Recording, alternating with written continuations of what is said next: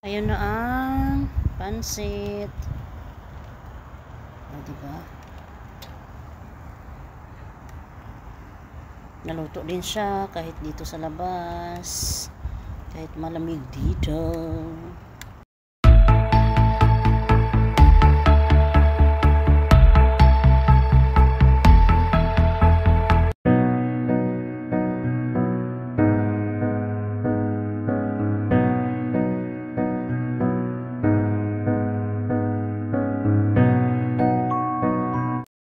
Buhay OFW, pasensya nyo na ang aking mukha dahil mahangin dito sa labas. Magluluto kami ngayon ng aming pansit at ito yung kanyang mga rekado.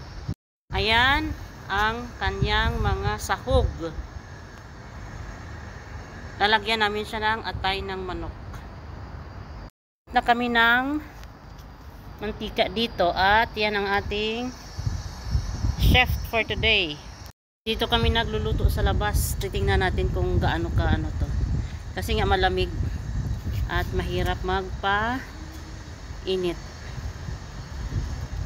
Deva. Na yung lamas.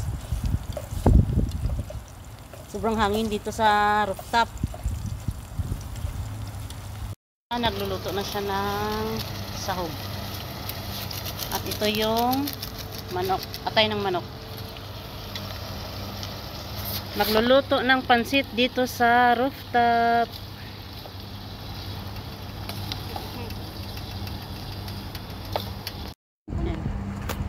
Tanggalin ko na, guys. Ayan na, tapos na. At ano siya? Half cook lang yung ano niya. Sarap. Maluluto pa mamaya dito sa pansit niya. Akala ko malaki. Mas wala ito sa akin. Ang laki ng mukha niya sa cellphone. Kasi nga mag-expand tayo pag sa cellphone eh. Ayun na ang pansit. Diba?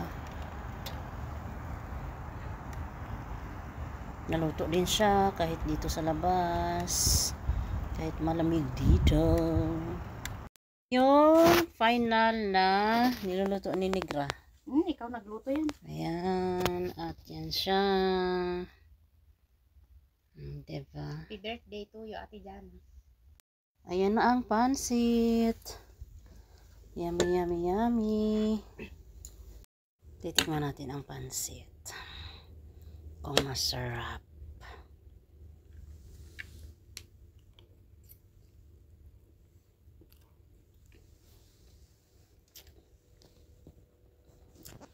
Masarap siya.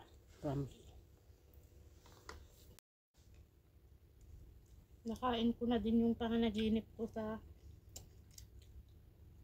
Ang tagal ko na itong gusto ng kainin ba?